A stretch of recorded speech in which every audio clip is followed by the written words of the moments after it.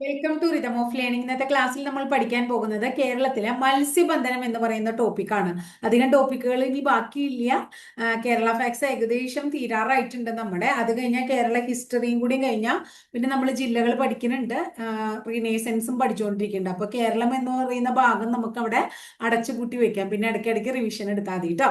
അപ്പൊ കേരളത്തിലേക്ക് മത്സ്യബന്ധനം എന്ന് പറയുന്ന ഭാഗത്തേക്ക് കടന്നാലോ? അപ്പൊ കേരളത്തിലെ മത്സ്യബന്ധനം പറയുമ്പോൾ ഏറ്റവും കൂടുതൽ മത്സ്യത്തൊഴിലാളികൾ കേരളത്തില് ഏറ്റവും കൂടുതൽ മത്സ്യത്തൊഴിലാളികൾ ഏത് ജില്ലയിലാന്ന് പഠിച്ചോളൂ കേട്ടോ. കേരളത്തിൽ ഏറ്റവും കൂടുതൽ മത്സ്യത്തൊഴിലാളികൾ ഏത് ജില്ലയിലാണ് എന്ന് ചോദിച്ചു കഴിഞ്ഞാൽ നമ്മൾ ഏത് ജില്ലയാ ഉത്തരം പറയാം? മത്സ്യത്തൊഴിലാളികൾ കേരളത്തിൽ കൂടുതലുള്ള ജില്ല ആലപ്പുഴ ജില്ലയാണ്. കേരളത്തിൽ മത്സ്യത്തൊഴിലാളികൾ ഏറ്റവും കൂടുതൽ മത്സ്യത്തൊഴിലാളികൾ കൂടുതലുള്ള ജില്ല അല്ലെ ആലപ്പുഴ. ഏറ്റവും കുറവ് മത്സ്യത്തൊഴിലാളികൾ ഉള്ള ജില്ല വയനാടാണ്. ഇപ്പൊ കേരളത്തിൽ മത്സ്യത്തൊഴിലാളികൾ കൂടുതൽ ആലപ്പുഴയിലാണ്, കുറവ് വയനാടാണ്. കടലിനെ ആശ്രയിച്ച് കഴിയുന്ന മത്സ്യത്തൊഴിലാളികളാണ് കൂടുതൽ എന്ന് ചോദിച്ചു കഴിഞ്ഞാൽ അപ്പൊ നമ്മൾ പറയും തിരുവനന്തപുരത്താണ്. കടലിനെ ആശ്രയിച്ച് കഴിയുന്ന മത്സ്യത്തൊഴിലാളികൾ എവിടെയാ? തിരുവനന്തപുരത്താണ്. ഉൾനാടൻ മത്സ്യ തൊഴിലാളികൾ കൂടുതൽ എവിടെയാന്ന് ചോദിച്ചാൽ നമ്മൾ പറയും എറണാകുളത്താണ്. ക്ലിയർ ആയോ? വ്യത്യാസം മനസ്സിലായോ? അപ്പൊ മത്സ്യത്തൊഴിലാളികൾ കൂടുതൽ ആലപ്പുഴ, മത്സ്യത്തൊഴിലാളികൾ കുറവ് വയനാട്. കടലിനെ ആശ്രയിച്ച് കഴിയുന്ന മത്സ്യത്തൊഴിലാളികൾ കൂടുതൽ എവിടെയാന്ന് ചോദിച്ചു കഴിഞ്ഞാൽ നമ്മള് എവിടെയാ പറയാ? കടലിനെ ആശ്രയിച്ച് കഴിയുന്നത് തിരുവനന്തപുരത്തും. ഉൾനാടൻ മത്സ്യത്തൊഴിലാളികൾ കൂടുതൽ ചോദിച്ചു കഴിഞ്ഞാൽ നമ്മൾ എവിടെയാ പറയേണ്ടത്? എറണാകുളത്താണ് പറയേണ്ടത്. ഇത്രയും കാര്യം നിങ്ങൾക്ക് ക്ലിയർ ആയല്ലോ. ഇനി സമുദ്ര മത്സ്യ ഉൽപാദനം കേട്ടോ. സമുദ്ര മത്സ്യ ഉൽപാദനത്തിൽ ഒന്നാം സ്ഥാനത്ത് നിൽക്കുന്നത് ആര് എന്ന് ചോദിച്ചു കഴിഞ്ഞാൽ സമുദ്ര മത്സ്യ ഉൽപാദനത്തിൽ ഒന്നാം സ്ഥാനത്ത് നിൽക്കുന്നത് എറണാകുളമാണ്. ഇനി നമ്മളോട് ചോദിക്കുകയാണേ, മൊത്തം മത്സ്യ ഉൽപാദനത്തിൽ ഒന്നാം സ്ഥാനം, കേരളത്തിലെ മൊത്തം മത്സ്യ ഉൽപാദനത്തിൽ ഒന്നാം സ്ഥാനം ചോദിച്ചു കഴിഞ്ഞാലും നമ്മൾ ഏതന്നെയാ പറയണ്ടേ? എറണാകുളം പറയണ്ടേ. ഇപ്പൊ സമുദ്ര മത്സ്യ ഉൽപാദനം ആയിക്കോട്ടെ, കേരളത്തിലെ മൊത്തം മത്സ്യ ഉൽപാദനം ആയിക്കോട്ടെ, ഏറ്റവും കൂടുതലുള്ളതെന്ന് ചോദിച്ചു കഴിഞ്ഞിട്ടുണ്ടെങ്കിൽ എവിടെയാ? എറണാകുളമാണ്. കേരളത്തിൽ നിന്ന്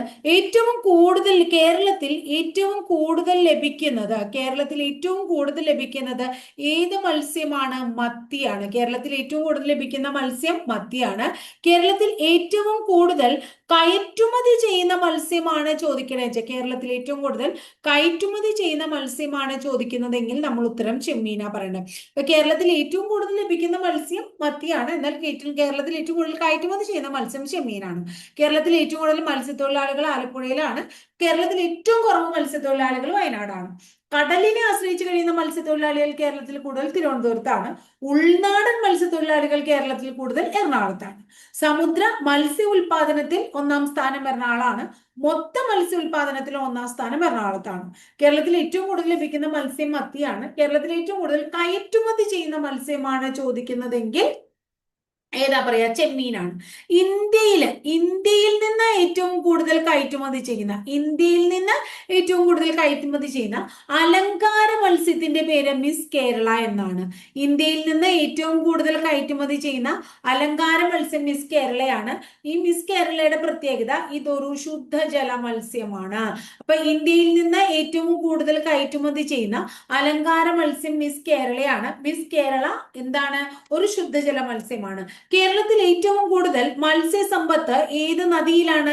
നിങ്ങൾ ഉത്തരം പറയേണ്ടതാണ്. ഇത് നമ്മൾ പഠിച്ചിട്ടുള്ളതാണ്. കേരളത്തിൽ ഏറ്റവും കൂടുതൽ മത്സ്യസമ്പത്ത് ഉള്ളത് ചാലക്കുടി പുഴയിലാണ്. കേരളത്തിൽ ഏറ്റവും കൂടുതൽ മത്സ്യസമ്പത്ത് ഉള്ളത് ഏതാണ്? ചാലക്കുടി പുഴയാണ്. ഇനി അടുത്തത് നമ്മൾ ഇന്ത്യൻ ഹിസ്റ്ററി പഠിക്കുമ്പോൾ, സൗത്ത് ഇന്ത്യൻ ഹിസ്റ്ററി പഠിക്കുമ്പോൾ അതിലെ ചോളന്മാര്, ചേരന്മാര്, പാണ്ഡ്യന്മാര്, അങ്ങനെയൊക്കെയുള്ള പല്ലവന്മാര് തുടങ്ങിയ ആൾക്കാരുണ്ട്, രാജവംശങ്ങളുണ്ട്. അതിൽ പാണ്ഡ്യവംശത്തിന്റെ രാജകീയ മുദ്ര ഏതാന്ന് ചോദിച്ചാൽ ശുദ്ധജല മത്സ്യമാണ്. ഇത് പരീക്ഷയ്ക്ക് ചോദിച്ചിട്ടുണ്ട്. പാണ്ഡ്യന്മാരുടെ രാജകീയ മുദ്ര ഏതാണ്? ശുദ്ധജല മത്സ്യമാണ്. പാണ്ഡ്യന്മാരുടെ രാജകീയ മുദ്ര ശുദ്ധജല മത്സ്യമാണ്. ശാസ്ത്രീയമായിട്ട് മത്സ്യം വളർത്തുന്ന രീതിക്ക് നമ്മൾ വിളിക്കുന്നത് പിസി കൾച്ചർ എന്നാണ്. ശാസ്ത്രീയമായി മത്സ്യം വളർത്തുന്നതിനെ നമ്മൾ എന്ത് വിളിക്കുന്നു? പിസി കൾച്ചർ എന്ന് പറയുന്നു. ശാസ്ത്രീയമായി മത്സ്യം വളർത്തുന്ന രീതി പിസി കൾച്ചർ ആണ്. മത്സ്യസമ്പത്തിന്റെ വളർച്ച ലക്ഷ്യമിട്ട് നടപ്പാക്കിയ മത്സ്യസമ്പത്ത് കൂടുതൽ ഉണ്ടാവാൻ, ഇന്ത്യയിൽ ഏറ്റവും കൂടുതൽ മത്സ്യസമ്പത്ത് കൊണ്ടുവരാൻ വേണ്ടിയിട്ട് നമ്മൾ ഒരു പദ്ധതി തുടങ്ങി. ആ പദ്ധതിയുടെ പേര് ബ്ലൂ റവല്യൂഷൻ അഥവാ നീല വിപ്ലവം എന്നാണ്. അപ്പൊ മത്സ്യസമ്പത്തിന്റെ വളർച്ച ലക്ഷ്യമിട്ട് നമ്മൾ നടപ്പിലാക്കിയ പദ്ധതി ഏതാണ്? നീല വിപ്ലവം. കൂടുതൽ മത്സ്യത്തൊഴിലാളികൾ ആലപ്പുഴ, കുറവ് വയനാട്, കടലിനെ ആശ്രയിക്കുന്നവർ തിരുവനന്തപുരത്ത്, ഉൾനാടൻ മത്സ്യത്തൊഴിലാളികൾ എറണാകുളത്ത്, സമുദ്ര മത്സ്യോൽപാദനായാലും മൊത്തം മത്സ്യോൽപാദനായാലും കൂടുതൽ എറണാകുളത്ത്. കേരളത്തിൽ ഏറ്റവും കൂടുതൽ ലഭിക്കുന്ന മത്സ്യം മത്തി, ഏറ്റവും കൂടുതൽ കയറ്റുമതി ചെയ്യുന്ന മത്സ്യം ചെമ്മീൻ, ഇന്ത്യയിൽ നിന്ന് തന്നെ ഏറ്റവും കൂടുതൽ കയറ്റുമതി ചെയ്യുന്ന അലങ്കാര മത്സ്യം മിസ് കേരള, ഇതൊരു ശുദ്ധജല മത്സ്യമാണ്. ഏറ്റവും കൂടുതൽ മത്സ്യസമ്പത്തുള്ള നദി ചാലക്കുടി, പാണ്ഡ്യന്മാരുടെ രാജകീയ മുദ്ര ശുദ്ധജല മത്സ്യം, ശാസ്ത്രീയമായി മത്സ്യം വളർത്തുന്ന രീതി പിസികൾച്ചർ. മത്സ്യസമ്പത്ത് കൂട്ടുന്നതിന് വേണ്ടി നമ്മൾ ആരംഭിച്ച പദ്ധതി നീല വിപ്ലവം. ഏതാണ്? നീല വിപ്ലവം എന്ന് പറയും. ഇത്രയും കാര്യം ക്ലിയർ ആയില്ലേ? ഇനി കേരളത്തിലെ ആദ്യത്തെ സീ ഫുഡ് പാർക്ക്, കേരളത്തിലെ ആദ്യത്തെ സീ ഫുഡ് പാർക്ക് ഏത് എന്ന് ചോദിച്ചു കഴിഞ്ഞാൽ നിങ്ങൾ പറയണം ആലപ്പുഴ ജില്ലയിലെ അരൂരാണ്. കേരളത്തിലെ ആദ്യത്തെ സീ ഫുഡ് പാർക്ക് ആലപ്പുഴ ജില്ലയിലെ അരൂരാണ്. എന്നാൽ ഇത് കേരളത്തിലെ ആദ്യത്തെ സീ ഫുഡ് പാർക്ക്. ഇനി ഇന്ത്യയിലെ ആദ്യത്തെ എന്താണ്? ഇന്ത്യയിലെ ആദ്യത്തെ കടൽ ഭക്ഷ്യ സംസ്കരണ പാർക്ക്. ഇന്ത്യയിലെ ആദ്യത്തെ കടൽ ഭക്ഷ്യ സംസ്കരണ പാർക്ക്. അങ്ങനെ ചോദിച്ചു കഴിഞ്ഞാലും ഉത്തരം എന്തെന്നെയാ നമ്മൾ പറയേണ്ടത്? അരൂര് തന്നെ പറയണം. അരൂര് എവിടെയാണെന്നാ പറഞ്ഞത്? അരൂര് ആലപ്പുഴ ജില്ലയിലാണ്. അപ്പൊ കേരളത്തിലെ ആദ്യത്തെ സീ ഫുഡ് പാർക്ക് എന്ന് ചോദിച്ചു കഴിഞ്ഞാലും ഇന്ത്യയിലെ ആദ്യത്തെ കടൽ ഭക്ഷ്യ സംസ്കരണ പാർക്ക് എന്ന് ചോദിച്ചു കഴിഞ്ഞാലും ആലപ്പുഴ ജില്ലയിലെ അരൂരാണ് ഉത്തരം പറയേണ്ടത്. ഇനി മത്സ്യത്തെ കുറിച്ചാ പഠിക്കണേ അല്ലെ? മത്സ്യത്തെ കുറിച്ചുള്ള പഠനത്തെ എന്താ നമ്മൾ വിളിക്കുക? ഇക്തിയോളജി. മത്സ്യത്തെ കുറിച്ചുള്ള പഠനത്തെ ഇക്തിയോളജി എന്ന് വിളിക്കുന്നു. മത്സ്യങ്ങളെ കുറിച്ചുള്ള പഠനമാണ് ഇക്തിയോളജി. നമുക്കറിയാം നല്ല നല്ല കൊഴുപ്പിന് ഏറ്റവും നല്ല കൊഴുപ്പ് എന്ന് പറയുന്നത് omega-3 ഫാറ്റി ആസിഡ് ആണ് അല്ലെ? omega-3 fatty acid. ഈ omega-3 ഫാറ്റി ആസിഡ് പരീക്ഷയ്ക്ക് ചോദിച്ചിട്ടുള്ള ചോദ്യമാണ്. omega-3 ഫാറ്റി ആസിഡിന്റെ റിച്ച് സോഴ്സ് ഏതാന്ന്? മത്തിയാണ്. മത്തിയിലാണ് ധാരാളം omega-3 ഫാറ്റി ആസിഡ് കാണപ്പെടുന്നത്. ഇനി മത്സ്യ എണ്ണ ഉണ്ടല്ലോ, മീനെണ്ണ എന്നൊക്കെ നമ്മൾ പറയില്ലേ, മത്സ്യ എണ്ണ. ആ മത്സ്യ എണ്ണയിൽ ധാരാളം എന്താ ഉള്ളത് എന്ന് ചോദിച്ചു കഴിഞ്ഞാൽ നമ്മൾ പറയും ജീവകം എ ആണുള്ളത്. മത്സ്യ എണ്ണയിൽ ഏറ്റവും കൂടുതലുള്ളത് എന്താ? ജീവകം എ ആണ്. അപ്പൊ നമ്മൾ മത്സ്യവുമായി ബന്ധപ്പെട്ടിട്ടുള്ള എല്ലാ കാര്യങ്ങളും ഇവിടെ പഠിക്കുകയാണ്, ഒന്നും മാറ്റി വെക്കുന്നില്ല. ഇനി മത്സ്യബന്ധനവുമായി ബന്ധപ്പെട്ട മത്സ്യബന്ധനത്തിന്റെ സമഗ്ര വികസനം ലക്ഷ്യമിട്ട് നമ്മൾ ഒരു പഞ്ചവത്സര പദ്ധതി ആരംഭിച്ചു. ഏതാണത്? 11ാമത്തെ പഞ്ചവത്സര പദ്ധതിയാണ്. അപ്പൊ 11ാം പഞ്ചവത്സര പദ്ധതി മത്സ്യ ബന്ധനവുമായി ബന്ധപ്പെട്ടിട്ട് സമഗ്ര വികസനം ലക്ഷ്യം വെച്ചുകൊണ്ടുള്ള പദ്ധതിയാണ്. ഇനി നമ്മളോട് ചോദിക്കുകയാണ് ആഴക്കടൽ മത്സ്യബന്ധനത്തെ കുറിച്ച് പഠിക്കാൻ നമ്മൾ കമ്മീഷനെ അപ്പോയിന്റ് ചെയ്തിട്ടുണ്ടായിരുന്നു. ഏതൊക്കെയാ കമ്മീഷൻ? ഒരു കമ്മീഷന്റെ പേര് മുരാരി കമ്മീഷൻ എന്നാണ്. അടുത്തത് ഡോക്ടർ ബി മീനാകുമാരി കമ്മീഷൻ എന്നാണ്. അപ്പൊ മുരാരി കമ്മീഷൻ, മീനാകുമാരി കമ്മീഷൻ തുടങ്ങിയവ ആഴക്കടൽ മത്സ്യബന്ധനവുമായി ബന്ധപ്പെട്ട കമ്മീഷനാണ്.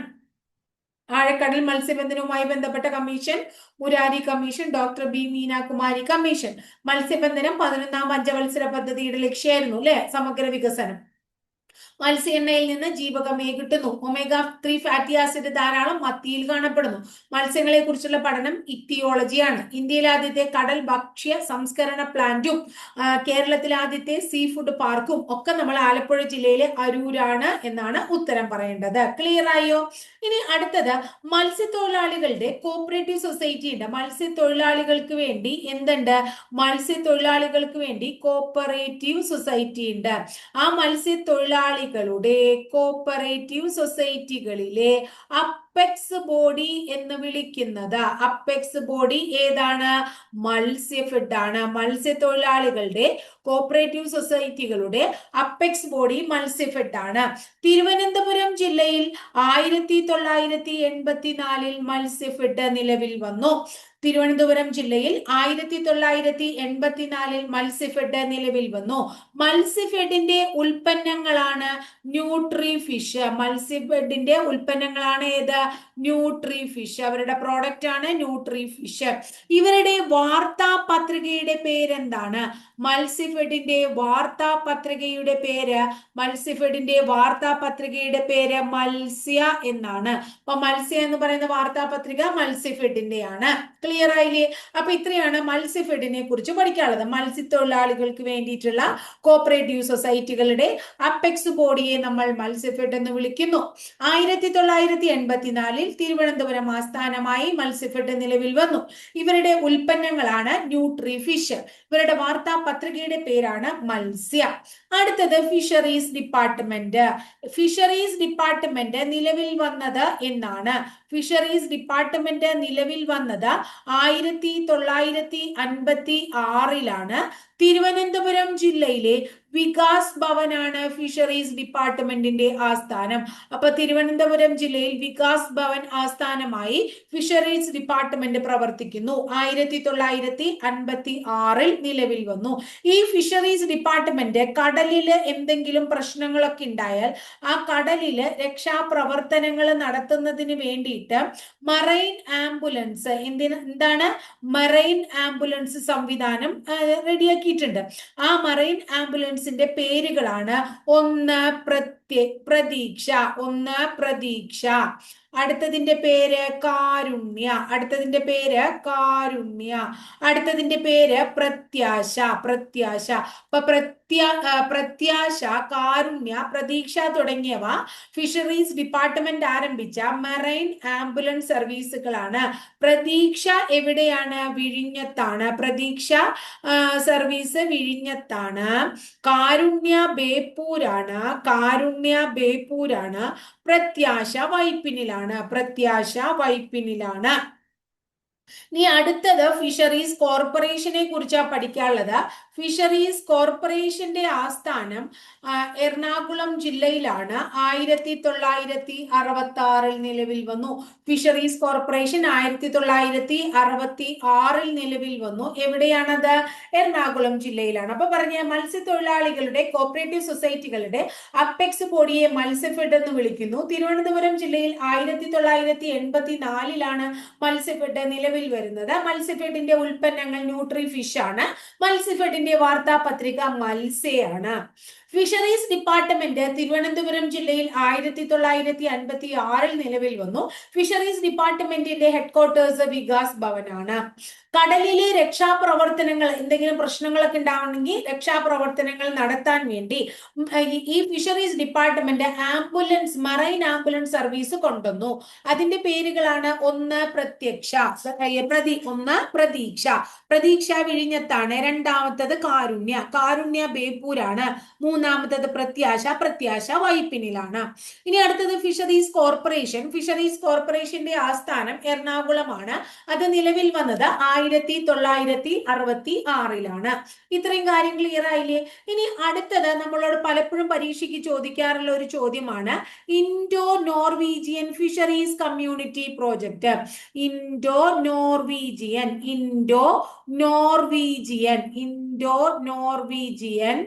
Fisheries community project. കേട്ടോ. അപ്പോ ഇന്ത്യ മത്സ്യബന്ധനത്തിന്റെ വികസനത്തിന് വേണ്ടിയിട്ട് ആരുമായിട്ടാണ് ഒരു പ്രോജക്റ്റ് സൈൻ ചെയ്തത്? നോർവേയുമായിട്ട് അല്ലെ. നിലവിൽ വന്നു 1953. അപ്പൊ മത്സ്യബന്ധനത്തിന്റെ വികസനത്തിനും തീരദേശ ജനങ്ങളുടെ ഉന്നമനത്തിനും വേണ്ടി ഇന്ത്യ നോർവേയുമായി സഹകരിച്ച് കൊണ്ടുവന്ന പദ്ധതിയാണ് Indo Norwegian fisheries community project.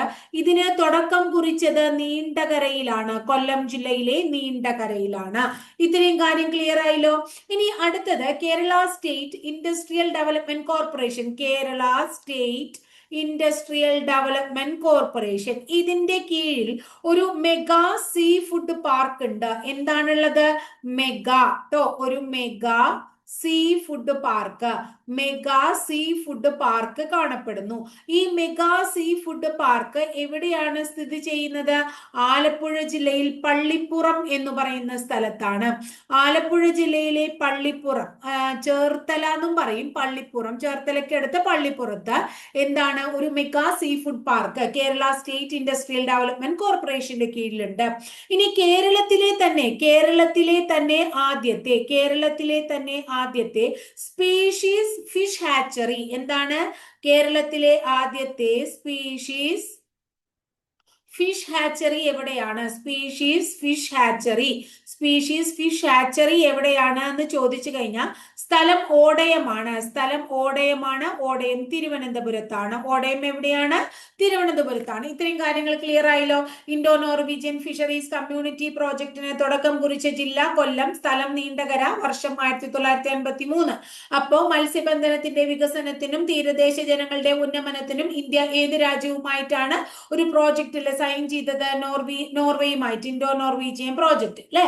Kerala state industrial development കോർപ്പറേഷന്റെ കീഴിലുള്ള മെഗാ സീ ഫുഡ് പാർക്ക് പള്ളിപ്പുറത്താണ്, ചേർത്തലയ്ക്കടുത്ത് ആലപ്പുഴയിലാണ്. കേരളത്തിലെ ആദ്യത്തെ മൾട്ടി സ്പീഷീസ് ഫിഷ് ഹാച്ചറി എവിടെയാണ്? തിരുവനന്തപുരത്തെ ഓടയത്താണ്.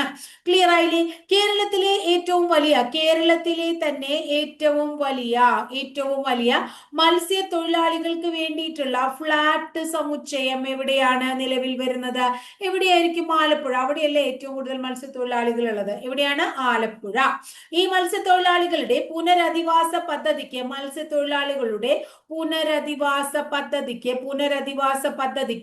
നൽകിയിരിക്കുന്ന പേര് പുനർഗേഹം എന്നാണ്. മത്സ്യത്തൊഴിലാളികളുടെ പുനരധിവാസ പദ്ധതിക്ക് നൽകിയിരിക്കുന്ന പേര് പുനർഗേഹം എന്നാണ്. കേരളത്തിലെ ഏറ്റവും വലിയ മത്സ്യത്തൊഴിലാളി ഫ്ലാറ്റ് സമുച്ചയം ആലപ്പുഴയിലാണ്. കേരളത്തിലെ ആദ്യത്തെ സ്പീഷീസ് ഫിഷ് ഹാച്ചറി എവിടെയാണെന്നാ പറയുന്നത്? ഓടയത്താണ്.